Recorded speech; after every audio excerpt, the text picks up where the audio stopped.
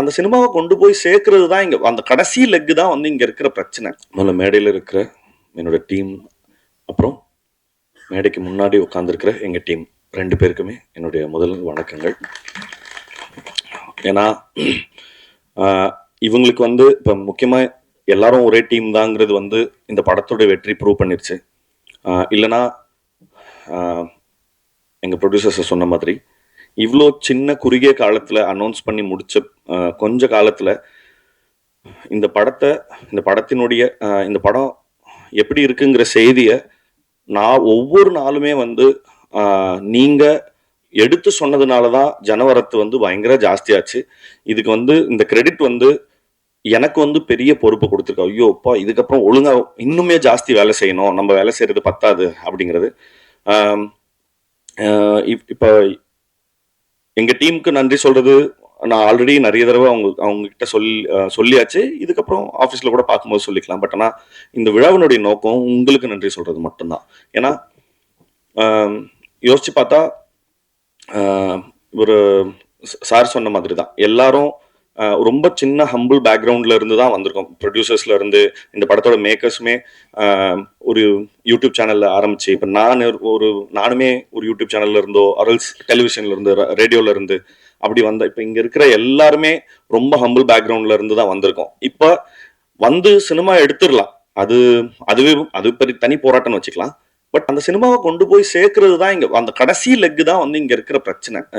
ஏன்னா எப்படி இப்படி ஒரு படம் வந்திருக்குன்றது எப்படி தெரியப்படுத்துறதுங்கிறது தான் பெரிய பிரச்சனையா இருக்கு. அந்த பிரச்சனைய இப்போ ஒரு பெரிய மலை போல பிரச்சனைய வந்து பயங்கர பனி போன விலக செஞ்ச உங்களுக்கு ரொம்ப ரொம்ப ரொம்ப நன்றி. ஏன்னா வாய்ப்பே இல்லை இப்படி ஒரு சின்ன படம் வந்து ஈஸியா டிஸ்ரெகார்ட் பண்ணியிருக்கப்படும். இது என்னப்பா இது என்ன படம் இது அப்படின்னு சொல்லி ஈஸியா வந்து டிஸ்மிஸ் பண்ணியிருக்கக்கூடிய நிறைய சந்தர்ப்பங்கள் இருந்தது. பட் அப்படி எந்த வாய்ப்புமே யாருக்குமே கொடுக்காத பிரஸ் அண்ட் மீடியாவுக்கு எல்லாருக்குமே ரொம்ப ரொம்ப நன்றி.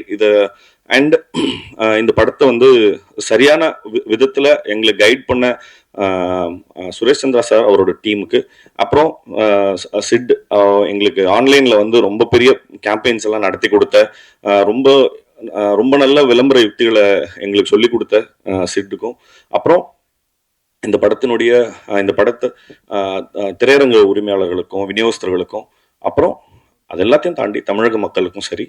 ஏன்னா மீண்டும் ஒரு முறை எனக்கு நானே சொல்லிக் கொள்றது தான் ஓஹோ ஓகே. ஏன்னா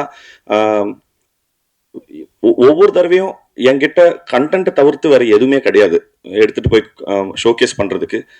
ஆனா அப்படி அது மட்டுமே போதும். ஏன்னா அதோட கிரேட்னஸ் என்னன்னா, நான் வேற ஒரு இன்டர்வியூல சொல்லியிருந்தேன், ஒரு பெரிய படத்துக்கு பல கோடி ரூபா பொருட்செலவுல கொடுக்குற படத்துக்கு அதே டிக்கெட் தான், எங்களை மாதிரி சின்ன அதே டிக்கெட் தான். பட் ஆனா ஆடியன்ஸோட கிரேட்னஸ் வந்து அவ்வளோ பெரிய படத்துக்கு நான் இந்த சின்ன கதைக்கு நான் எதுக்கு இவ்வளவு கொடுக்கணும் அப்படின்ற எந்த இடத்துலயுமே அவங்க கேட்கல, எந்த கேள்வியுமே கேட்கல. இப்ப இந்த டீம் உங்களால இந்த இந்த இந்த 2.5 மணி நேரத்துல என்ன விஷயம் சொல்ல முடியுமோ சொல்லுங்க, நாங்க சப்போர்ட் பண்றோம் அப்படின்னு திருப்பி சொல்லிக்கிட்டே இருந்ததுக்காக தமிழக மக்களுக்கும் ரொம்ப ரொம்ப பெரிய நன்றி.